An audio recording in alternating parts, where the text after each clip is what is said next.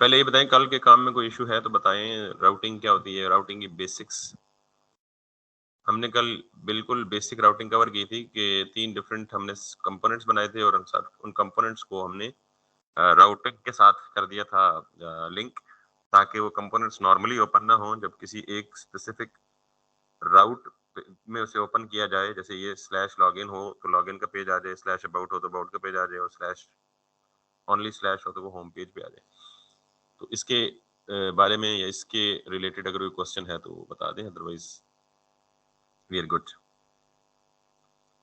मैंने कुछ अप्रोचेस बताई थी आपको कि आपने नॉर्मली हमारे पास चूंकि फुटर भी बना हुआ है, मैं यहाँ फुटर को भी रेंडर कर देता हूँ। Footer is gonna be, yes footer भी है। आपने जो रूट कंपोनेंट है उसमें कोशिश करनी है कि आपने सिर्फ राउटिंग को हैंडल करना है, ठीक है। This is the footer. और अगर आपने इसके अलावा कुछ भी करना है, कोई भी लॉजिक करनी है, कोई भी कंपोनेंट बनाना है, कंपोनेंट की रेंडरिंग करनी है, तो वो आपको चाइल्ड कंपोनेंट में बनानी पड़ेगी और फिर आप उनको यहाँ आके रेंडर कर लें। फिर आपने कहा था कि जितने भी चाइल्ड कंपोनेंट बनाएंगे आप, ये चिल्ड्रन बनाएंगे, उनमें फर्दर कंपोनेंट्स को नेस्ट कर सकते हैं और अल्टीमेटली सारे कंपोनेंट्स को मिलके रेंडर होना होता है एक पूरी वेबसाइट को प्रेजेंट करने के लिए। तो अभी मैं ये चाह रहा हूँ कि मैं यहाँ पे फुटर जो है इसको थोड़ी सी स्टाइलिंग दूं। स्टाइलिंग के सीएसएस सॉरी स्टाइलिंग देने के बहुत सारे ऑप्शन हैं रिएक्ट में, तो हम साथ साथ उन ऑप्शंस को भी एक्सप्लोर करते हैं। उनमें से पहला ऑप्शन है जो हम नॉर्मल वेब में पढ़ते हैं कि हम इनलाइन स्टाइलिंग दे सकते हैं, ठीक है। तो रिएक्ट में चूंकि सब कुछ थोड़ा सा डिफरेंट है, तो यहाँ हम इनलाइन स्टाइलिंग दे सकते हैं, लेकिन इनलाइन स्टाइलिंग के लिए भी एक स्पेसिफिक तरीका है, वो देख लेते हैं। फिर हम ये देखते हैं जी कि आपको एक सेपरेट सीएसएस की फाइल बना के उसमें कैसे स्टाइलिंग देते हैं। ये चीजें मैं एक्सप्लिसिटली नहीं बताऊंगा क्योंकि ऑब्वियसली एचटीएमएल सीएसएस का कोर्स नहीं है, वो आप ऑलरेडी पढ़ चुके हैं। मैं सिर्फ ये बताऊंगा कि वो स्टाइल्स आप यहाँ पे किस तरह दे सकते हैं। कुछ चीजें सिमिलर है, कुछ थोड़ी सी डिफरेंट है। तो पहली चीज तो आपको पता लग ही गई है कि अगर मैं आपको यहाँ जाऊं तो जब हम ये ओपन ऐप बनाते हैं तो स्टार्ट में यहाँ पे लिखा होता है एक डिफॉल्ट सीएसएस की फाइल इंपोर्ट हो रही होती है, वो अभी भी इंपोर्ट हो रही होगी कहीं। अगर मैं index.js में जाऊं तो यहाँ पे इसने ये लिखा हुआ है जी कि इंपोर्ट, आगे कॉलन में उस फाइल का पाथ जिसमें आप सीएसएस लिख रहे हैं। ये फाइल मैंने नहीं बनाई, नहीं मैं इसमें सीएसएस लिख रहा हूँ, लेकिन ये फाइल ऑलरेडी बनी हुई होती है स्कैफोल्डिंग में। और ये जितने भी स्टाइल यूनिवर्सली आपको देने होते हैं आप इस index.js में दे सकते हैं। ये यहाँ एक और फाइल बनी होती है app.js के नाम से, सॉरी app.css के नाम से। जैसे ये index.css है, वैसे ही app.css की फाइल भी होती है। तो app.css की फाइल में हम जितने भी CSS का कोड लिखेंगे वो सारा कोड हमारी पूरी ऐप पे ग्लोबली अप्लाई होगा, क्योंकि ऑब्वियसली हमारी सारी की सारी ऐप जो है वो अल्टीमेटली रेंडर होती है किधर, index.js में। और इस index.js में अगर आप देखें तो यहाँ हम index.css को एक्सेस कर रहे हैं। तो anything written inside the index.css will be applied globally to the app. अब दूसरी पॉसिबिलिटी ये है कि आप बिल्कुल इसी तरह अपनी सीएसएस की फाइल क्रिएट करें और उस अपनी सीएसएस फाइल को अपने रिएक्ट में ऐप में, स्पेशली मैंने आपको कहा था कि इंडेक्स में आप ज्यादा चेंजेस नहीं करेंगे अनटिल जब तक आपको रिक्वायर्ड ना हो या जब तक मैं ना कहूं फॉर द टाइम बिंग। तो आप जब कोई अपनी सीएसएस की फाइल बनाएंगे, जैसे अब मैं सपोज करता हूं कि मैं अपनी सीएसएस की फाइल बनाता हूं, तो जैसे app.js है, यहाँ पे एक app.css पहले बनी हुई थी जो मैंने डिलीट की, आप दोबारा app.css बना सकते हैं और उसको बिल्कुल इसी तरीके से यहाँ इंपोर्ट करके स्टाइलिंग कर सकते हैं, ठीक है। अब इन सारी चीजों पे बारी बारी आऊंगा, लेकिन मैं फिलहाल आपको इनलाइन स्टाइलिंग बता लगा हूँ। इनलाइन स्टाइलिंग का थोड़ा सा डिफरेंट तरीका है than that of the normal HTML. और तरीका से मुराद लिखने में थोड़ा सा, तो मेरे पास एक फुटर कंपोनेंट है अभी जो मैंने इंक्लूड किया है, जस्ट यही चीज बताने, इस पर कोई स्टाइलिंग नहीं है। और जब कोई स्टाइलिंग नहीं है तो सिर्फ ये टेक्स्ट यानी जो फुटर है ये लिखा हुआ नजर आ रहा है मेरे पास, रेंडर हो चुका है ये। तो अब इसकी स्टाइलिंग सिर्फ लिखने का तरीका बता रहा हूँ कैसे लिखेंगे। तो वैसे तो मैंने आपको बता दिया कि सेपरेट फाइल बना सकते हैं, मैं सेपरेट फाइल भी बनाऊंगा लेकिन starting with in inline CSS. तो मैं यहाँ पे इसको पहले कर देता हूँ H1 में, थोड़ा सा बड़ा टेक्स्ट लगे। जब भी आप ये स्टाइल देंगे ना तो नॉर्मली याद रखें कि ये स्टाइल HTML वाला स्टाइल की प्रॉपर्टी नहीं है। Got it? अगर ये समझ लें थोड़ी देर के लिए है भी तो फिर ये यहाँ इस तरह से काम नहीं करेगी, बिकॉज वहां पे आप HTML में स्टाइल्स देते हैं स्ट्रिंग की फॉर्मेट में, यानी यूं करके देते हैं। आपने स्टाइल लिखा, आपने यहाँ पे लिखा जी बैकग्राउंड कलर लिखा और आपने इसको दे दिया रेड। अब मैं ये काम यहाँ करूंगा ना, फुटर में बैकग्राउंड कलर रेड, तो दैट इज नॉट अलाउड। और ना सिर्फ ये नहीं अलाउड बल्कि इसने सारी ऐप को क्रैश कर दी है। अगर आप यहाँ पे इंस्पेक्ट में जाएंगे और इंस्पेक्ट में जाकर आप यहाँ पे ये देखेंगे तो ये इतने सारे इसने प्रॉब्लम्स क्रिएट कर दी। ये जो प्रॉब्लम है इसको तो हम जानते हैं, आई डोंट नो मैंने एक्सप्लेन किया या नहीं किया कि each child in a list should have a unique key prop. अगर नहीं किया तो मुझे रिमाइंड करा दीजिएगा, मैं भी डिस्कस कर देता हूँ इसको। तो इसको तो छोड़ दें, ये इससे रिलेटेड नहीं है। ये जो इनवैलिड डॉम प्रॉपर्टी क्लास, ये भी हम ऑलरेडी पढ़ चुके हैं कि हम जितनी भी जगहों पे CSS क्लास का लफ्ज यूज करते हैं तो क्लास की जगह हम क्या लिखेंगे, क्लास नेम। तो इसको भी हम जानते हैं, इसको भी हम छोड़ रहे हैं। अब जो ये वाली चीज है ना, या ये वाली चीज स्पेसिफिकली ये कह रहा है जी कि above error occurred in the div, और ये आगे उसने बात बताया कि इस div में फुटर में यहाँ पे ये वाला जो एरर है इसको हमने नहीं देखा। The style prop expects a mapping from the style properties to the value, not a string। यानी ये पूरा एरर आपको समझ नहीं आएगा लेकिन हिंट मिल जाएगी। वो कह रहा है कि ये स्ट्रिंग को सपोर्ट ही नहीं करता। तो दूसरा लफ्ज यहां से आपको मिल रहा है कि द स्टाइल प्रॉप, तो आपको दो इशारे मिल गए हैं। पहला इशारा तो ये है कि जैसे मैंने कहा ना कि ये स्टाइल की प्रॉपर्टी जैसे आप HTML में लिखते हैं तो वहां प्रॉपर्टी चल जाती है, तो यहाँ पे ये HTML वाली स्टाइल की प्रॉपर्टी नहीं है, यहाँ पे ये क्या है, प्रॉप है। उसकी वजह यह कि anything that you right inside the JSX that expect a prop. दूसरी बात, इस प्रॉप की वैल्यू में डबल कोट्स में कुछ भी लिखा होता है आपको पता है वो स्ट्रिंग होती है। तो यही मुझे बता रहा है जी कि ये जो एक्सक्यूज मी, ये जो प्रॉप है आप इसे स्ट्रिंग नहीं दे सकते। तो इसका मतलब ये है कि मैं ये भी स्ट्रिंग में रहा। अब तीसरी चीज एक उसने शायद नहीं दी, या शायद कहीं नीचे एक्सप्लेनेशन में जिक्र की होगी कि आप, चले बारी बारी करता हूं, पहले जो दो दी हैं, तो इसका मतलब अगर मैं स्ट्रिंग में नहीं लिख सकता तो मैं यूं लिखूंगा। और अब ये यही कंप्लेन कर रहा है। वो ये कह रहा है जी कि डबल कोट्स में हम नॉर्मली क्या लिखते हैं, कोई भी एक्सप्रेशन स्ट्रिंग तो नहीं लिखते ना। स्ट्रिंग लिखते हैं तो डबल कोट से सिंगल कोट में लिखते हैं, या तो हम डबल कोट से सिंगल कोट में कोई स्ट्रिंग लिखते हैं, या हम कोई वेरिएबल लिखते हैं, या हम कोई ऑब्जेक्ट लिखते हैं, या हम कोई अरे लिखते हैं, या कोई फंक्शन लिखते हैं। तो ये कह रहा है कि करली ब्रैकेट्स में भाईजान आप ये जो चीज दे रहे हैं ये इसको क्या ट्रीट करने की कोशिश कर रहे हैं, वेरिएबल क्या ट्रीट करने की कोशिश कर रहे हैं। अब जब वेरिएबल ट्रीट करने की कोशिश कर रहा है तो साथ में वो ये कह रहा है जी कि इस वेरिएबल, अच्छा नॉर्मली आपको पता है कि जावास्क्रिप्ट में किसी भी वेरिएबल नेम में, ऑब्जेक्ट नेम में ये जो हाइफन है या डैश है, कोई भी स्पेशल सिंबल है अदर देन अंडरस्कोर, वो नहीं आ सकता। तो इसका मतलब ये है कि जब भी मुझे यानी बाकी सारी बातें बहुत सारी और भी बन जाएंगी, तो मैं इसको सिंपली कट करके ये बताना चाहता हूं कि जब भी आप इनलाइन स्टाइलिंग देंगे ना JSX में, तो आप वो देंगे इन द फॉर्म ऑफ ऑब्जेक्ट। ठीक, ये बात खारबन पहले जिक्र हो चुकी है एक दफा, लेकिन वो इस कॉन्टेक्स्ट में वो कोई दूसरा कॉन्टेक्स्ट था। तो हमने ये ऑब्जेक्ट के लिए दो करली ब्रैकेट्स डाल दी। अब ये जो बाहर वाली करली ब्रैकेट है ये किसको शो कर रही है, कोई एक्सप्रेशन आने वाला है, और ये अंदर वाली करली ब्रैकेट्स हैं दो, ये क्या है, ऑब्जेक्ट है। अब आप जितने भी इनलाइन स्टाइल देंगे वो आपको इस तरह एक ऑब्जेक्ट की शक्ल में देने पड़ेंगे। अब अगर मैं ये लिखता हूं ना यहाँ पे दोबारा,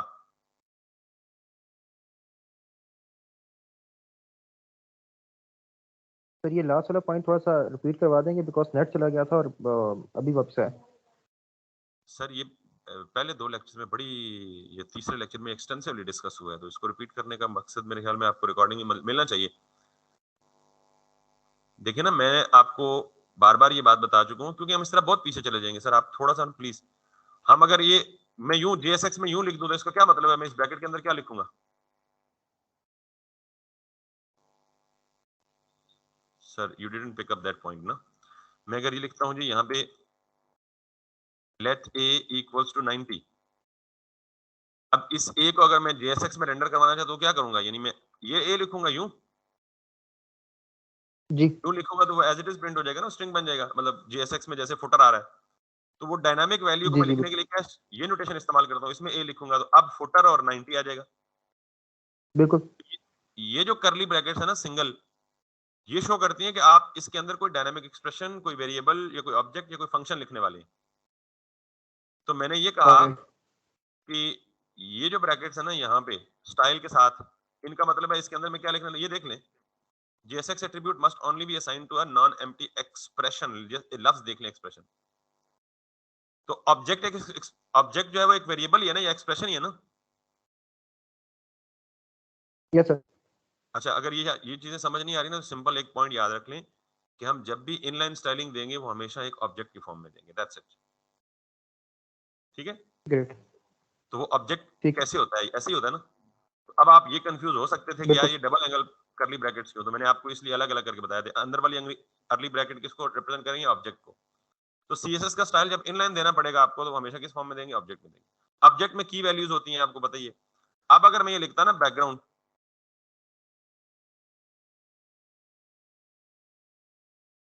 तो ये फिर एरर दे रहा है। अब ये कह रहा है कि क्या आपने कभी किसी भी वेरिएबल नेम में हाइफन इस्तेमाल किया है, नहीं कर सकते। फंक्शन नेम में किया है, नहीं कर सकते। जो ऑब्जेक्ट की प्रॉपर्टीज हैं उन पे भी वही कन्वेंशन अप्लाई होती है जो वेरिएबल नेम्स पे होती है। तो वो कहता है यार ये तो अलाउ ही नहीं है ऑब्जेक्ट की प्रॉपर्टी। और दूसरा, जब CSS की कोई भी प्रॉपर्टी जावास्क्रिप्ट में यूज करते हैं तो उसमें क्या चेंज आती है, तमाम प्रॉपर्टीज कैमल केस में बदल जाती हैं। ठीक है। जी तो जी मैं बिल्कुल। यहाँ बैकग्राउंड कलर ये देने के बजाय क्या करूंगा, बैकग्राउंड कलर ये दूंगा। और आगे रेड, क्योंकि ऑब्जेक्ट की वैल्यू जब स्ट्रिंग में होती है, ऑब्जेक्ट में की वैल्यू जब मल्टी लेटर होती है, आप उसे कोट्स में डालते हैं, यानी जब स्ट्रिंग होती है। तो this is the proper convention of giving inline styles, that's it. अब अगर मैं वापस जाता हूँ और फुटर पे जाता हूँ, तो मुझे वो फुटर जो है वो स्टाइल्ड होकर मिल गया। इसी तरह ऑब्जेक्ट में जब एक से ज्यादा प्रॉपर्टीज होती हैं तो किससे सेपरेट करते हैं, कॉमा से। CSS में ये कन्वेंशन होती है कि आप सेमीकोलन से अगली प्रॉपर्टी स्टार्ट करते हैं। तो ये CSS ये लिख रहा हूँ लेकिन ऑब्जेक्ट की फॉर्म में लिख रहा हूँ। तो ऑब्जेक्ट में पहली प्रॉपर्टी के बाद दूसरी प्रॉपर्टी, इसको मैं देता हूँ जी colour, and that is going to B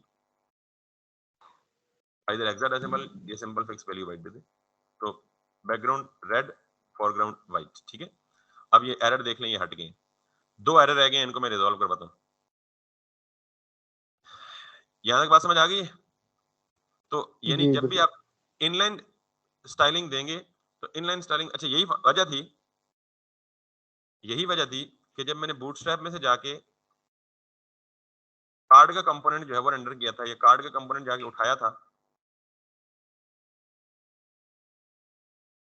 तो इसने मुझे एरर दिया था स्ट्रेट अवे। और आपने शायद उस एरर पे गौर किया हो या ना किया हो, मैंने चालाकी से उसे मिटा दिया था। अगर मैं इसे कॉपी करता हूँ ना, और इसकी जगह में for the time being card paste करता हूँ, देखें सब कुछ ठीक है, सिवाय दो चीजों के। एक चीज तो ये है कि इमेज का नाम अनपेयर्ड, इन इमेज के टैग का नाम अनपेयर्ड नहीं होना चाहिए। क्लास की बात करता हूँ। क्लास वार्निंग है, एरर नहीं है। वार्निंग से कोड चल जाता है, एरर से कोड नहीं चलता। अब जब मैंने ये दिया ना, तो यहाँ वापस आऊंगा तो सब कुछ ब्रेक हो गया। और ब्रेक क्यों हुआ, देखिएगा वही एरर आएगा।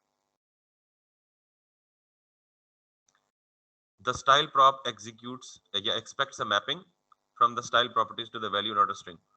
ये ब्रेक इसने क्यों किया, क्योंकि जब बूटस्ट्रैप का कार्ड कॉपी करते हैं ना, तो उसमें उसने इनलाइन स्टाइल लिखा होता है। स्टाइल इक्वल्स टू, कहानी समझ आ गई है। तो नॉर्मली लोगों को पता ही नहीं होता यार बिल्कुल ये बिल्कुल समझ आ गया। इधर कोड स्निपेट तो कोई मसला ही नहीं है, कोई एरर नहीं दे रहा। लेकिन why is our application is breaking.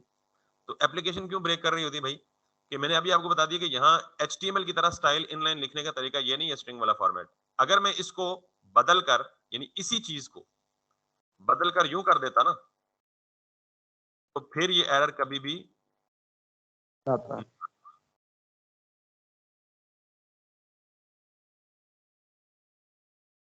ऐसे, अब ये एरर नहीं आएगा ना, ये ब्रेक होगा। उसने फुटर में भी एक कार्ड बना दिया, ये एरर और रिफ्रेश ऐसे। करेंगे, अब उसने वो कार्ड फुटर में भी बना दिया। तो बेसिकली ये चीज बताने के लिए, जब आप अक्सर ये चीजें इनलाइन या अपना स्टाइल या अपना कंपोनेंट ब्रेक हो देखें, तो अगर इस किस्म का एरर आए जो जस्ट मैंने आपको बताया अभी, what you need to check is आप कहीं स्टाइल का एट्रीब्यूट गलत तरीके से इस्तेमाल तो नहीं कर रहे हैं। ठीक जी। एक तरीका तो ये। स्टाइलिंग का दूसरा तरीका ये है कि आप सिंपली क्या करें, यहां से हट जाएं और इसको वही नाम दे दें, क्लास नेम फुटर रैपर। अच्छा, अब आप ये नहीं कहना कि ये क्यों अलाउ है, क्लास नेम में ऐसी कोई रिस्ट्रिक्शन नहीं है कि उसके अंदर कोई डायनामिक वैल्यू देनी है। हाँ, अगर क्लास कोई डायनामिकली आ रही हो तो फिर आप उसे दे सकते हैं कर्ली ब्रैकेट्स में डाल के। अभी मैं फुटर रैपर की दे रहा हूँ। अब ये फुटर रैपर की क्लास कहीं डिफाइन ही नहीं है, ये कोई इफेक्ट नहीं डालेगी फुटर पे। तो यही काम मैंने आपको क्या कहा है कि हमारी जो ग्लोबल स्टाइलिंग हो रही होती है पूरी रिएक्ट की ऐप में, वो कहाँ होती है, इंडेक्स डॉट सीएसएस में। तो फिर आप कहेंगे इंडेक्स डॉट सीएसएस को कहीं इंपोर्ट कराने की जरूरत है, तो नहीं जरूरत, वो पहले से इंपोर्टेड है। तो मैं यहाँ पे लिखूंगा क्या, वही अपना class name which is this footer wrapper, index में होगा, और ये बाकी नॉर्मल सीएसएस की तरह जैसे आप करते हैं इसको आप दें। और इधर आपको कोई वो रिस्ट्रिक्शन नहीं है क्योंकि ये जावास्क्रिप्ट की फाइल नहीं है, किसकी फाइल है, सीएसएस की फाइल है। तो यहाँ आप दे दें जी इसको बिल्कुल जैसे सीएसएस में लिखते हैं रेड, और कलर दे दें आप इसको white. So now the same style, कोई मसला नहीं है। एक तीसरा तरीका भी है और वो काफी मुअस्सर तरीका है जिसमें हम हर मॉड्यूल की सीएसएस अलग कर सकते हैं। हर मॉड्यूल का मतलब हर कंपोनेंट की सीएसएस अलग अलग कर सकते हैं। मैं जरा ये बिगिनिंग का ये सारा जो टॉपिक्स करवाने हैं वो क्लियर करवा दूं तो आपको उस बारे में बताऊंगा कि आप मॉड्यूल सीएसएस के लिए आप क्या करेंगे। आप चाहते हैं जी कि कंपोनेंट मैंने लिखना है कार्ड का, तो कार्ड की सीएसएस भी अलग हो, कार्ड की जेएस फाइल भी अलग हो, और कार्ड में जो कोई लॉजिक यूज होनी है उसकी फाइल भी अलग हो। तो अब मैं बजाय कार्ड की फाइल बनाने के कार्ड का फोल्डर बनाऊंगा और उसके अंदर इसकी अपनी सीएसएस, और वो फिर डॉट मॉड्यूल डॉट सीएसएस और समथिंग लाइक दैट। तो आज के लिए मेरे ख्याल में स्टाइल के पॉइंट ऑफ व्यू से इतना ही बहुत है। ऐसा किसी को सवाल है तो ये बता दें, कोई इतनी स्पेशल चीज नहीं है, सिर्फ दो तरीके बताए हैं कि आप स्टाइल अगर इनलाइन डालना चाहें डाल सकते हैं, लेकिन इनलाइन स्टाइल लिखने के लिए वो नॉर्मल तरीका नहीं है जो आप एचटीएमएल में करते हैं। और दूसरी रिस्ट्रिक्शन ये है कि अगर आप इनलाइन सीएसएस नहीं लिखते, सेपरेट लिखना चाहते हैं, तो आपके लिए एक चीज है जहां पे यूनिवर्सल स्टाइलिंग है, और तीसरी पॉसिबिलिटी है कि आप हर कंपोनेंट की अलग सीएसएस लिख दें, तो वो भी ऑप्शन अवेलेबल है। उसका फायदा क्या होता है कि अगर आपके एक एप्लीकेशन में 100 कंपोनेंट्स है ना, तो प्रीवियसली अब क्या होता था कि अगर सीएसएस में कहीं भी आपको चेंज करनी पड़े तो आपको पूरी फाइल रीड करनी पड़ती थी, ऊपर से नीचे ढूंढना पड़ता था वो स्पेसिफिक एरिया चेंज करने के लिए जिस एरिया में सीएसएस डिस्टर्ब। तो जब आप हर कंपोनेंट की सीएसएस अलग कर लें, तो कंपोनेंट तो होता ही छोटा सा है, तो हर कंपोनेंट की जिस कंपोनेंट ने डिस्टर्ब किया आप उसी कंपोनेंट की सीएसएस फाइल में जाएं और चेंज कर दें। उसमें टोटल स्टाइल लाइनें ही 10 लिखी होंगी या 12 लिखी होंगी एक एक कंपोनेंट में, या 15 लिखी होंगी। तो वैसे भी अगर आप कोई सीएसएस फ्रेमवर्क यूज कर रहे हैं जैसे बूटस्ट्रैप है, टेलविंड है, चाकरा यूआई है, तो इन्होंने तो वैसे ही सीएसएस खत्म ही कर दी। इन्होंने सारी क्लासेस ही प्रोवाइड कर दी हैं कि आपको खुद से अपनी सीएसएस लिखने की जरूरत नहीं है। जैसे बूटस्ट्रैप 5 की यूटिलिटी क्लासेस है, वैसे टेलविंड में क्या है कि आपको अपनी सीएसएस लिखनी नहीं है, आप सब कुछ यूटिलिटी क्लासेस से करें। टेलविंड और बूटस्ट्रैप में ये फर्क है, बाकी वो। सो आई वुड रिकमेंड कि अगर आप थोड़ा सा एडवांस भी जाना चाहते हैं ना सीएसएस में, तो आप टेलविंड यूज करना शुरू कर दें, दैट्स मोर इफेक्टिव, और इसकी मार्केट भी अच्छी है फ्यूचर में। और अगर उससे भी आगे एडवांस जाना चाहते हैं तो रिएक्ट के साथ बहुत अच्छे से कंफर्टेबल है चाकरा यूआई। तो अब आप कहेंगे सर ये तो पहले आपने बूटस्ट्रैप कराई, अब आप ये, तो ऑब्वियसली टेक्नोलॉजी में कभी भी आप स्टैटिक नहीं रह सकते, you need to adapt the new technologies, you need to be dynamic. तो न्यू टेक्नोलॉजी से मुराद ये नहीं है कि बूटस्ट्रैप खत्म हो गया, वो आ गई है, Bootstrap still has a worth and it will go along. Chakra चले यूआई जी, सर, जी कोई सवाल है? मैं ओके, कह रहा था चक्रा यूआई आपने नाम बताया। दोबारा बोलें। नाम क्या बताया आपने, चक्रा यूआई? जी जी, टेलविंड और चाकरा यूआई ये दोनों एक ही चीज है, सिर्फ टेलविंड जो है वो नॉर्मल जैसे एचटीएमएल के साथ वो रखते हैं आप, और इनफैक्ट रिएक्ट के साथ भी रख सकते हैं, और चाकरा यूआई प्योरली आप रिएक्ट के साथ करें, कंपोनेंट बेस्ड है वो, बड़ी रिएक्ट के साथ अगर यूज करनी है तो चाकरा यूआई। लेकिन अगेन आप ना इन चीजों को नोट करें ना इनको पढ़ें, पहले आप एक चीज जिसमें पढ़ रहे हैं ना उसमें एक्सपर्टी ले लें, फिर आप मूव करें। मैंने जस्ट आपको एक डिफरेंट ऑप्शन के तौर पर बता दी, पॉसिबिलिटीज हैं ये। तो खैर जी, भी ये हम प्रॉपर्टीज यूज करते हैं इसमें इनफैक्ट, तो क्या वो सारी प्रॉपर्टीज को हम यहाँ पे यूज करते हैं कि यहाँ पे कुछ एक्स्ट्रा प्रॉपर्टीज भी होती हैं? किसकी प्रॉपर्टीज को?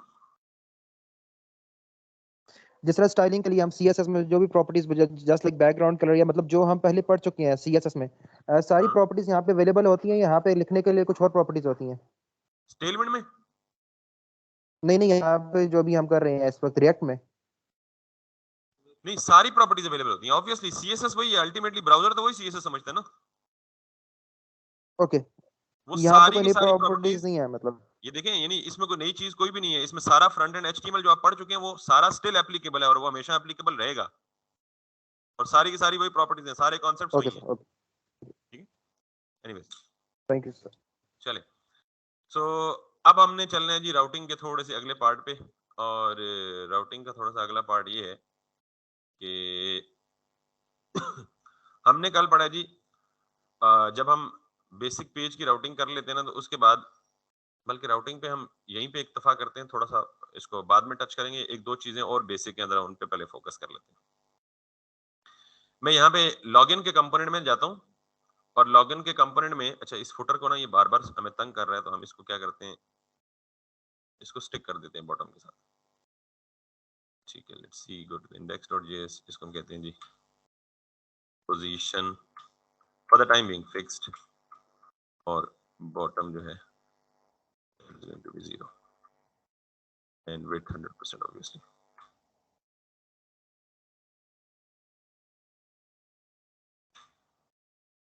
ताकि अभी हमें बार बार तंग ना करे।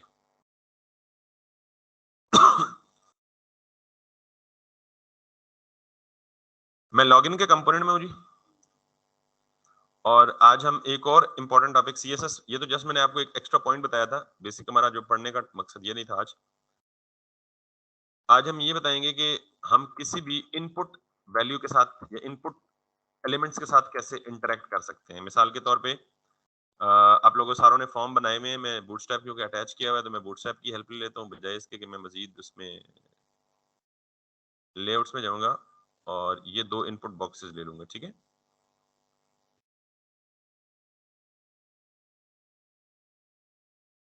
या हम कोई पूरा फॉर्म ले लेते हैं, ये वाला फॉर्म ले लेते हैं साइन इन वाला, और इस फॉर्म को हम यहाँ पे रखते हैं, हम अपनी एक्सटर्नल डिव को दे देते हैं जी क्लास नेम कंटेनर, और इसको हम रख लेते हैं जी लाइक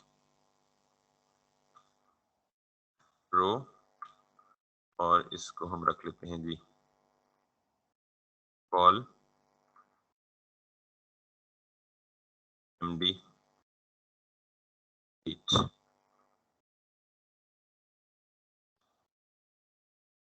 और इसके अंदर हम ये सारा फॉर्म कॉपी कर लेते हैं। ठीक है, पेस्ट कर लेते हैं इनफैक्ट। अब आप समझ गए होंगे जी एरर क्यों है, देख के परेशान नहीं होना, सिर्फ आपने अनपेड टैग ढूंढने, और वो thanks to Visual Studio Code वो खुद ही इंटेलिजेंस में बता देता है जी कि आपका ये अनपेड टैग है, आप इसको ये कर दें, आपका ये अनपेड टैग है, आप इसको भी पेड कर दें, और आपका ये भी अनपेड टैग है, आप इसको भी ये कर दें, और आपका ये भी अनपेड टैग है, आप इसको भी पेड कर दें, और आपका ये भी अनपेड टैग है और आप इसको भी पेड कर दें, और आखिरी लास्ट बट नॉट लीस्ट ये भी पेड टैग है, आप इसको भी रिमूव कर दें। ठीक है जी, so everything is working now. If you come back and if you move to the login page, we do have this little page. ठीक है, ये चीजें हम रिमूव कर देते हैं, फिलहाल हम सिर्फ इनपुट के साथ खेलना सीख जाएं तो फिर हम रेडियो बटन वगैरह को भी ऐड कर देंगे या उनको भी वापस ले आएंगे।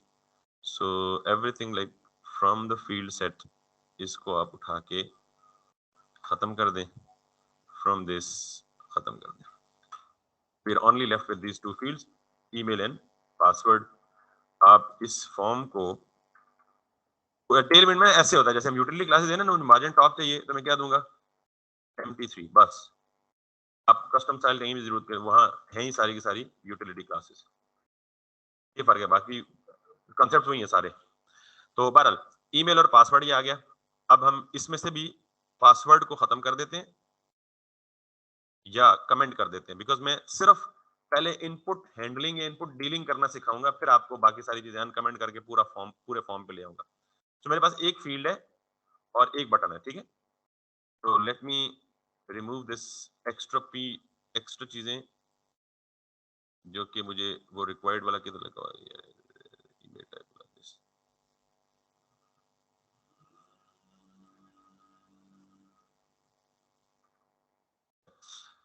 यहाँ पे आप देखिएगा, जब आप कुछ चीजें शामिल करते हैं ना, तो मैंने आपको कहा था कि जितने भी जावास्क्रिप्ट के कीवर्ड्स होंगे ना, वो वार्निंग्स देंगे आपको। तो एक तो हमने देख लिया था, क्लास नेम का वार्निंग दे रहा था। दूसरा आप देखिएगा, कोई कह रहा है कि इनवैलिड डॉम प्रॉपर्टी फॉर। तो अब ये देखें, ये यूज कर रहे हैं ना लेबल और फॉर।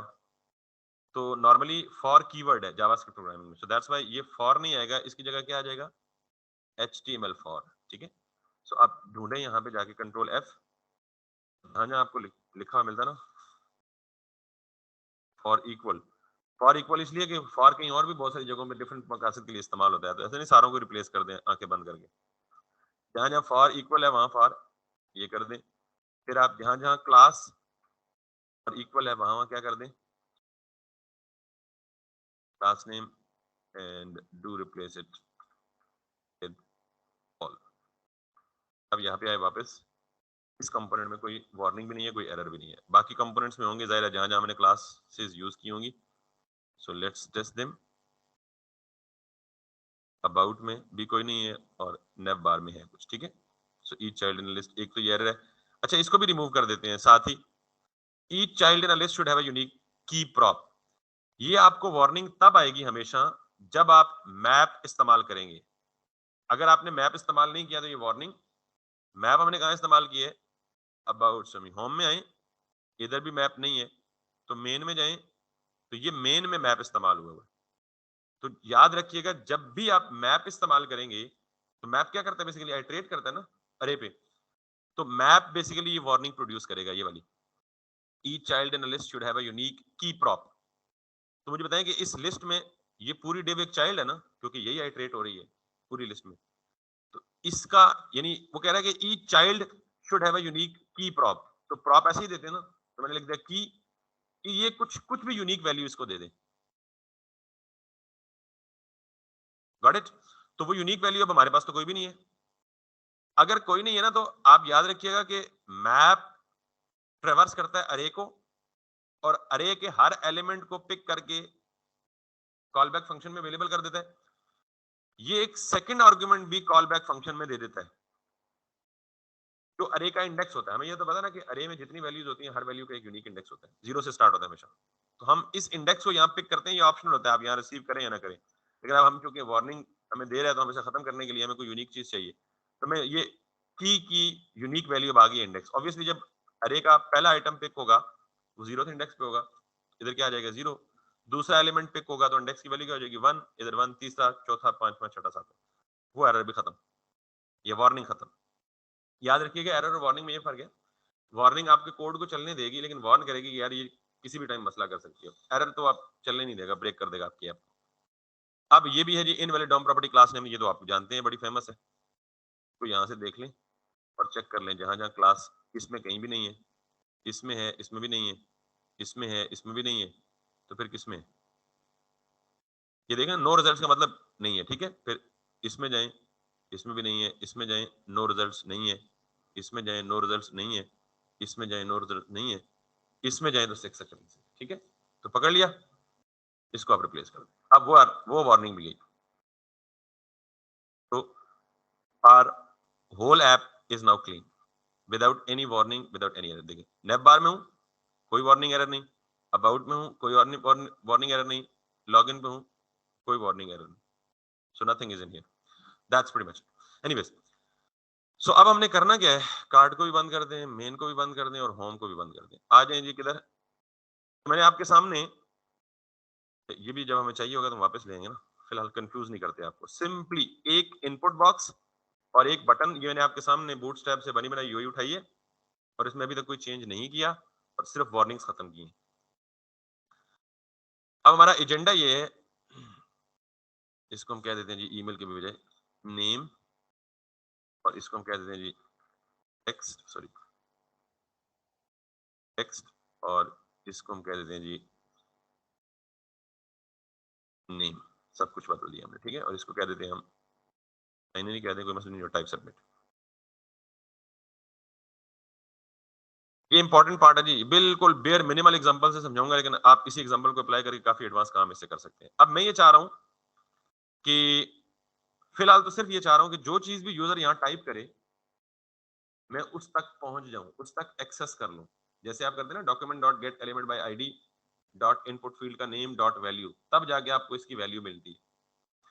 तो मैं सबसे पहले ये टारगेट है कि जो भी यूजर यहाँ टाइप करे, मैं उसको किधर लिस्ट करूं या किधर प्रिंट करूं, कंसोल पे प्रिंट करूं। जो भी यूजर वैल्यू यहाँ टाइप करे, मैं यूजर की एंटर्ड वैल्यू को कहा यहाँ कंसोल करूं। That's the first point. उसके लिए मुझे क्या करना पड़ेगा, मुझे इस इनपुट फील्ड में एक फंक्शन लगाना पड़ेगा ऑन चेंज। ऑन चेंज का मतलब क्या है कि मैं चेंज को डिटेक्ट कर रहा हूं। मिसाल के तौर पे अगर मैं यहां लिख दूं ना कंसोल लॉग,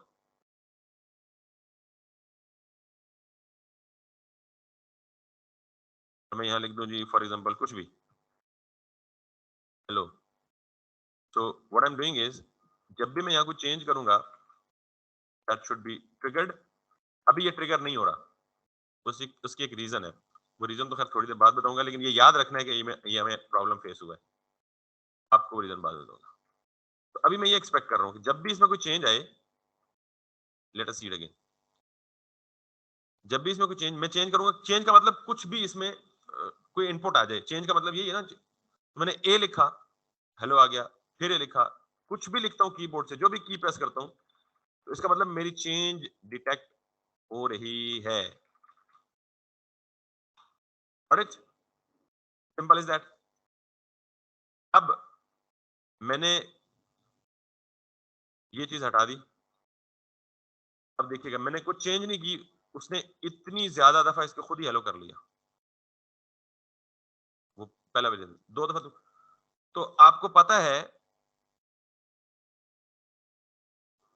क्या, पता है कि कॉल बैक फंक्शन कब देते हैं?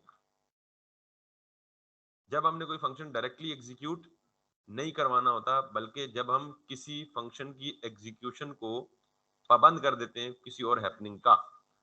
तो अगर मैं ऑन चेंज में कॉल बैक फंक्शन नहीं दूंगा, तो ये चेंज का इंतजार ही नहीं करेगा, ये वैसे ही फंक्शन को चला देगा। तो मैंने इसलिए इसको यहां से हटा के क्या बना दिया था, एट।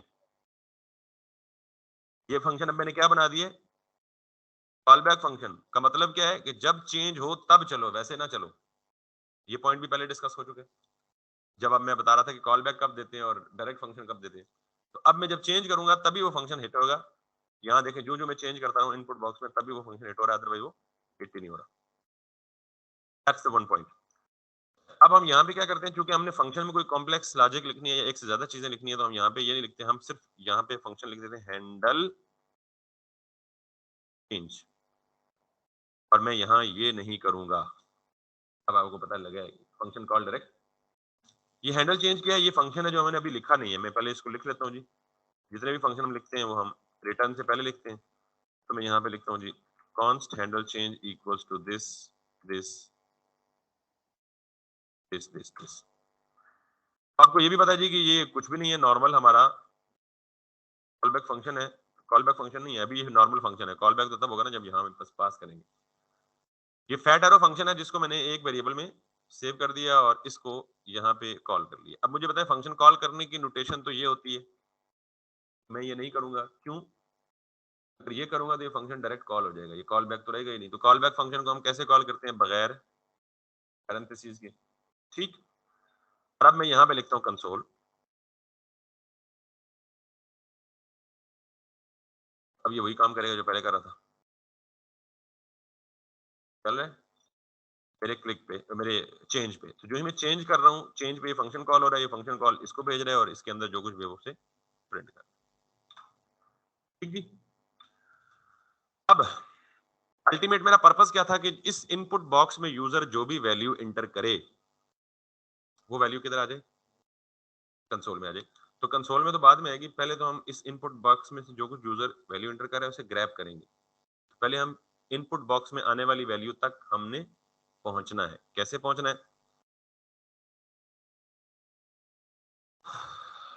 नॉर्मली हमने एक चीज पढ़ी है, इवेंट ऑब्जेक्ट। कोई बता सकता है इवेंट ऑब्जेक्ट क्या होता है?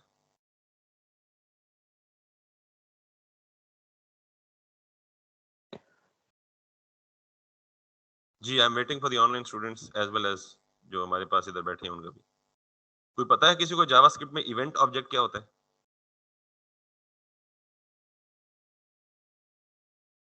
माशाल्लाह एक रिकॉर्डिंग एक दिन में 24 घंटे से लेके 12 घंटे से ज्यादा लेट हो जाए ना तो मुझे मैसेज की भरमार आ जाती है मेरे इनबॉक्स में।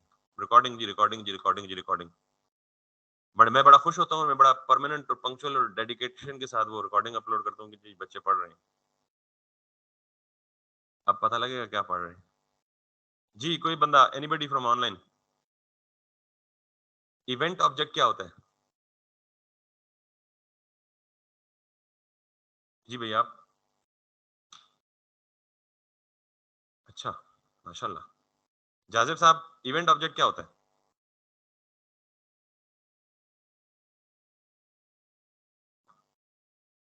सर भी माइंड में नहीं आ रहा। अच्छा अच्छा अच्छा अच्छा अच्छा, गुड, बहुत अच्छी बात।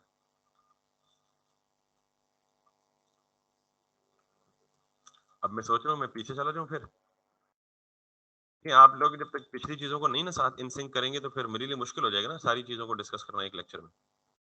आपको मैंने ये बड़ी डिटेल से बताया था कि जब भी कोई इवेंट हैंडल करते हैं आपको या आप कोई इवेंट हैंडल करते हैं तो जावास्क्रिप्ट खुद ब खुद एक इवेंट का ऑब्जेक्ट आपको प्रोवाइड कर देता है एज अ गिफ्ट, यूं समझ लें। जब भी कोई इवेंट, कितने इवेंट हमने परफॉर्म किए, या अनक्लिक किया है, या डबल क्लिक किया है, या माउस ओवर किया है, या माउस लीव किया है, या फॉर्म सबमिशन का है, या चेंज का इवेंट है, या की प्रेस का इवेंट है, या की अप का इवेंट, ये सारे इवेंट्स है ना। तो जितने भी इवेंट्स आप हैंडल करते हैं, हर इवेंट के लिए आपने कुछ नहीं करना। जावास्क्रिप्ट को पता था कि हम माशाल्लाह बाय नेचर बड़े लेजी हैं। जावास्क्रिप्ट खुद वो इवेंट का ऑब्जेक्ट प्रोवाइड कर देता है हमें। हमें वो इवेंट का ऑब्जेक्ट रिसीव हो सकता है अगर हम चाहें तो, वो ऑप्शनल होता है, अगर आपको चाहिए तो ले ले, नहीं चाहिए तो ना ले। तो मैंने यहाँ पे क्या किया, ये इवेंट का ऑब्जेक्ट मुझे कौन देगा? ई से रिप्रेजेंट, ई वेरिएबल नेम कुछ भी हो सकता है, E V E N T से इवेंट बोल दें, इसे आप एबीसी बोल दें। ये वेरिएबल का नेम कुछ भी है, असल चीज इसके अंदर आने वाली है। और वो अंदर आने वाली चीज कौन सी है? इवेंट का ऑब्जेक्ट, जो कौन भेजता है? जावास्क्रिप्ट। कब भेजता है? जब भी हम किसी इवेंट को हैंडल करते हैं तो हमारे हैंडलर फंक्शन में वो ऑब्जेक्ट अवेलेबल होता है। तब अवेलेबल होता है जब हम उसे एज एन आर्गुमेंट रिसीव करेंगे, अदरवाइज अवेलेबल नहीं होगा। कुछ याद आया जी इवेंट ऑब्जेक्ट क्या होता है? सोच लें, अजान है इतनी देर में, मैं दोबारा कंटिन्यू करता हूँ। जी सर यार। सोच लें अभी।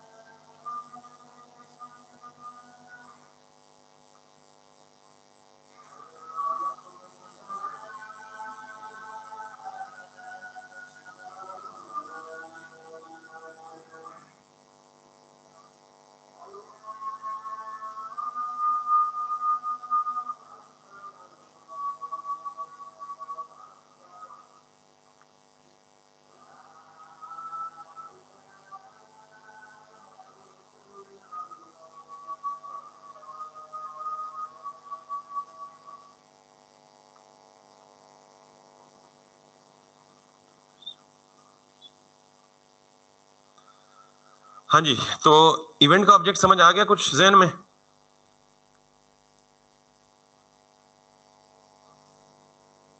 जी सर बिल्कुल। अच्छा, अब जरा ये देखिएगा, पहले तो मैं ये देखना चाहता हूँ कि मुझे रिसीव हो रहा है या नहीं हो रहा। अगर हो रहा है तो इसके अंदर क्या क्या पड़ा हुआ है। तो अगर मैं यहाँ पे जाता हूँ, जब भी इवेंट ट्रिगर होगा, मेरा वो हैंडल चेंज का फंक्शन कॉल होगा। हैंडल चेंज का फंक्शन कॉल होगा तो बीच में क्या लॉग होगा, इवेंट का ऑब्जेक्ट। मैं यहाँ को चेंज किया, जब चेंज किया तो ये मेरे पास एक इवेंट का ऑब्जेक्ट आया। अगर इसका प्रॉपर नाम चाहिए ना तो इसको बोलते हैं सिंथेटिक बेस इवेंट। आप इसको जाके गूगल से सर्च भी कर सकते हैं, इसके बारे में मजीद कहानियां अगर आपको समझनी है, ये डेप्थ में समझनी है। सिंथेटिक इवेंट्स होते क्या है, ठीक है, that's not for our topic right now. लेकिन एक बात याद रखें, जब भी आप इवेंट हैंडल करेंगे ना, कोई भी इवेंट हैंडल करेंगे तो आपको ये एक इवेंट का ऑब्जेक्ट जावास्क्रिप्ट खुद प्रोवाइड करेगा बतौर गिफ्ट, और उस गिफ्ट को आप इस्तेमाल कर सकते हैं मुख्तलिफ पर्पसेस के लिए। बहुत सारे डिफरेंट पर्पसेस के लिए इस्तेमाल कर सकते हैं। हमारा जो भी पर्पस है वो जरा वो देखेंगे, हम सिर्फ वो देखेंगे। जब हम इसको एक्सपेंड करते हैं ना, उसमें बाकी बहुत सारी प्रॉपर्टीज आती हैं। ऑब्जेक्ट के अंदर प्रॉपर्टीज ही होती है ना, ट्रू फॉल्स। ये भी एक बहुत बड़ा इंटरव्यू क्वेश्चन है जावास्क्रिप्ट में, बबलिंग क्या होती है और कैप्चरिंग क्या होती है। तो बबल्स ट्रू, कैंसिलेबल फॉल्स वगैरह वगैरह सारा कुछ। हमें जो सिर्फ इस वक्त चीज चाहिए वो सिर्फ ये है, टारगेट की। अगर हम टारगेट में जाएं तो इसके साथ देखेंगे इनपुट का मतलब टैग नाम, हैश का मतलब आईडी, डॉट का मतलब क्लास। यानी जब हम इवेंट ऑब्जेक्ट क्रिएट करते हैं तो इवेंट ऑब्जेक्ट के अंदर सारी यानी बहुत सारी इंफॉर्मेशन के अलावा वो इंफॉर्मेशन भी होती है, या उस ऑब्जेक्ट की इंफॉर्मेशन भी होती है जिस ऑब्जेक्ट के साथ वो इवेंट का ऑब्जेक्ट एसोसिएट किया है जावास्क्रिप्ट में। देखिए, इवेंट हैंडलिंग किस पे कर रहा हूं, इनपुट पे। तो जो इवेंट मुझे मिलेगा वो किससे एसोसिएटेड मिलेगा, इसी इनपुट से एसोसिएटेड मिलेगा ना। ये एसोसिएशन मैंने नहीं बनाई, जावास्क्रिप्ट ने ही खुद। तो जब इस इनपुट से एसोसिएट हुआ हुआ ये इवेंट ऑब्जेक्ट मिला, तो इस इवेंट ऑब्जेक्ट में इस इनपुट की इंफॉर्मेशन पड़ी होगी। अगर मैंने ये किसी बटन के क्लिक पे ये फंक्शन बनाया होता तो उस इवेंट में उस बटन की इंफॉर्मेशन मौजूद होती जिस बटन पे क्लिक हुआ है। अगर किसी डिव पे ये इवेंट हैंडल किया होता तो उस डिव की इंफॉर्मेशन मौजूद होती इसके अंदर। बात समझ आ रही है जी सबको? तो आपको पता है कि ये ऑब्जेक्ट है, ये ऑब्जेक्ट ई है, और आपको पता है कि ऑब्जेक्ट की प्रॉपर्टी को गेट करने का क्या तरीका है, डॉट ऑपरेटर। तो मैं क्या करूंगा, ई डॉट टारगेट। आपको ये पता लग गया ना, ये टारगेट कहां से आया, ये टारगेट यहां से आया, इसके अंदर पड़ी हुई थी, ठीक है। इस टारगेट के अंदर फिर फर्दर बहुत सारी इंफॉर्मेशन है, ठीक है। तो परेशान नहीं होना, वो सारी इंफॉर्मेशन हमें नहीं चाहिए फिलहाल। तो मैंने कर लिया जी टारगेट। अब जरा देखिएगा, मुझे मेरे पास ई का ऑब्जेक्ट नहीं आएगा, बल्कि ई के ऑब्जेक्ट के अंदर पड़ी हुई सिर्फ एक इंफॉर्मेशन है। मैंने चेंज किया, मिटाना भी चेंज ही है ना। चेंज किया तो मेरे पास क्या आ गया, सिर्फ वही ऑब्जेक्ट जिसके साथ मैं इंटरेक्ट कर रहा हूँ, इनपुट के साथ। अगर मैं इसमें जितनी बार चेंज करूंगा ना, ये दोबारा बार बार आता जाएगा। अब मुझे ये बताएं कि किसी भी इनपुट बॉक्स की एक डिफॉल्ट प्रॉप होती है वैल्यू की। यानी इस इनपुट में एक डिफॉल्ट प्रॉपर्टी, ये डिफॉल्ट नहीं सॉरी, जो HTML में अवेलेबल होती है ना प्रॉपर्टी की, आप इनपुट बॉक्स को वैल्यू भी दे सकते हैं। इवन अगर ये नहीं भी है तो स्टिल उसकी वैल्यू की प्रॉपर्टी अवेलेबल है। तो अब अगर मैं अगर लेट सपोज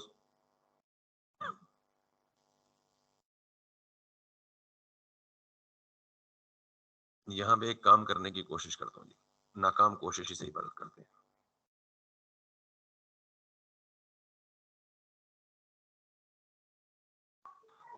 ठीक है, मैंने कुछ चेंज किया, उसने मुझे क्या दिया, इसका मतलब ये है कि इस इनपुट की जितनी भी प्रॉपर्टीज है मैं सारों को एक्सेस कर सकता हूँ। अगर मैं इस इनपुट की यानी इवेंट डॉट टारगेट मुझे क्या देता है, ये पूरा input including it's all properties. अगर खाली टाइप लिखूंगा तो इसने मुझे क्या दिया, इनपुट की टाइप की प्रॉपर्टी। अगर मैं खाली क्लास नेम लिख दूंगा तो व्हाट डू यू से, इसको क्या देना चाहिए, तमाम class name. From control class. अगर मैं ये आईडी लिखूंगा तो व्हाट यू थिंक, इसको क्या देना चाहिए, तमाम आईडी। नेम। ये आईडी दिया उसने, और दैट्स इट। बाकी जितने भी प्रॉपर्टीज है सारों को। तो मुझे क्या चाहिए, मुझे इसकी वैल्यू की प्रॉपर्टी चाहिए। आप कहेंगे जी वैल्यू तो इधर है ही नहीं। वैल्यू है नहीं है, लेकिन इस टेक्स्ट बॉक्स में जब यूजर वैल्यू इंटर करेगा तो आ जाएगी ना। तो मैं अब ये कह रहा हूँ जी, सॉरी, मैं अब ये कह रहा हूँ जी कि यहाँ जाऊंगा और मैं लिखूंगा यहाँ पे YASIR। तो जो यूजर ने रन टाइम पे वैल्यू लिखी है वो वैल्यू मैंने कैच कर ली। ठीक, आप लिखते जाएं जी ALI I am a student। Got it? It's actually Got it. making a very nice pyramid. You can see. बाला, तो अब मैं यहाँ पे चेक करता हूँ जी। अच्छा, फिर देखिए मैंने सब कुछ मिटा दिया। मिटा भी दिया तो इसने क्या क्या रिटर्न किया मुझे? खाली, यानी रिटर्न किया खाली एम्प्टी स्ट्रिंग। तो बहरहाल ये समझ आ गई जी यहाँ तक बात। अब मुझे ये जी बताएं सर। कि रिएक्ट में हम डेटा कहाँ स्टोर करते हैं, या रिएक्ट में हम डेटा कैसे स्टोर करते हैं? मैं डेटा अभी को पता है स्ट्रिंग में आपको भी बहुत स्टोर कर पीछे सकते चला हैं। गया हूँ, आपको बेबी स्टेप्स पे ले आए हूँ, आप फिर भी जवाब ना दे दो, अफसोस की बात है। मतलब मैं बिल्कुल बेबी स्टेप्स पे आ गया हूँ। रिएक्ट में डेटा कैसे स्टोर करते हैं हम?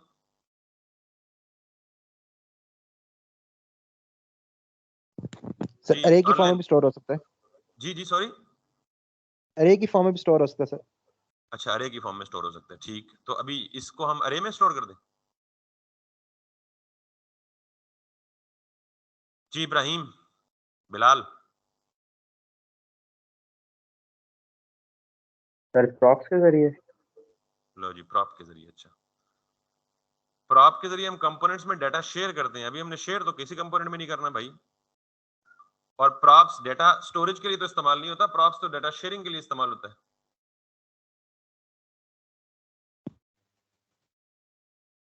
मैं गाड़ी चौथे गियर में रख के जा रहा था जी, भाई साहब को सब कुछ समझ आ रही है और आप सारे हाँ हाँ कर रहे हैं जी, सब कुछ ठीक है जी, सब कुछ ठीक है जी, सब कुछ ठीक है। यार डेटा स्टोर करते हैं वेरिएबल्स में, और यहाँ रिएक्ट में वेरिएबल्स में नहीं स्टोर करते। मतलब वेरिएबल्स में तो होते ही हैं, लेकिन in the form of state store करते हैं। तो state is the solution, is the only solution to store the data. क्या हो गया, कमाल हो गया यार। रिएक्ट का सबसे पहला टॉपिक ही था स्टेट। अफसोस की बात है यार। मुझे इनपुट बॉक्स में आने वाली वैल्यू को एक स्टेट में स्टोर करना है। क्यों स्टोर करना है? क्योंकि उसे यूज भी तो करना है ना आगे चल के, या प्रॉप में पास करना है, या उसकी वैलिडेशन करनी है, या कुछ भी करना है। तो मैं यहाँ पे एक स्टेट बनाता हूँ, कॉन्स्ट, और इनिशियली मैं इसको क्या रख रहा हूँ?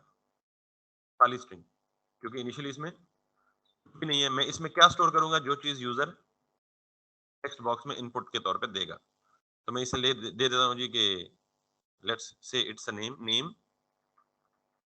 सेट नेम, दैट्स इट, बस फिनिश, खत्म।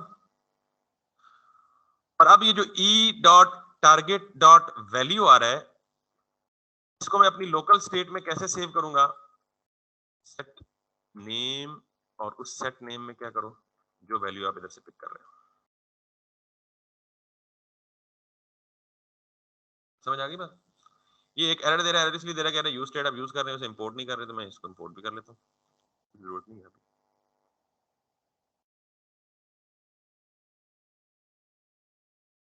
समझ आ गई बात? अब मैं यहां पे जाता हूं, कोई एरर नहीं है, रिफ्रेश करके देख लें, नथिंग इज इन हियर। अब वो वैल्यू कंसोल पे नहीं आ रही, बिकॉज मैंने कंसोल लॉग हटा दिया और कहीं भी नहीं जा रही। अब पता कैसे चलेगा कि वो नेम में स्टोर हो रही है या नहीं हो रही? इस नेम में। तो आपको पता है कि इस नेम को अगर मैं उठाऊं, तो मैं सेव कर चुका हूं इसको, और इस इनपुट से नीचे या कहीं भी जाके इधर ही करा लेते हैं फॉर द टाइम, जस्ट आपको दिखाने के लिए। तो उस नेम, क्योंकि वेरिएबल है ना, उसका कंटेंट यहां डिस्प्ले हो सकता है। Can you see this now?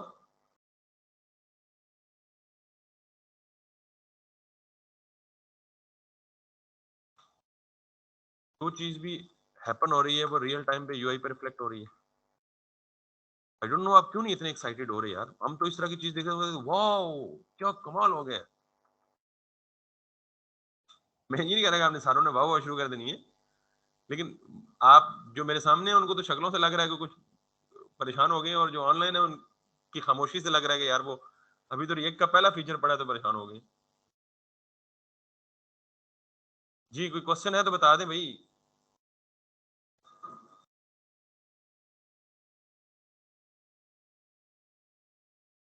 अजीब बात है ना, कोई सवाल है ना कोई जवाब है, परेशानी परेशानी हर तरफ फैली हुई है।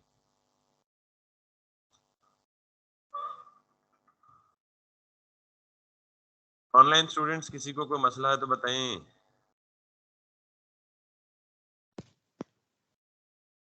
सर मसला अभी नहीं होता, जब आप क्वेश्चन पूछते हैं तब जनरेट हो जाता है सर। नहीं तो वो इसकी मेन वजह ये ना सर कि आपकी प्रैक्टिस नहीं है, तो मैं कल से आपको फिर टास्क देना शुरू कर दूंगा, तो फिर देख लीजिए आप, वो इंशाल्लाह मसले नहीं होंगे जब वो टास्क परफॉर्म करेंगे।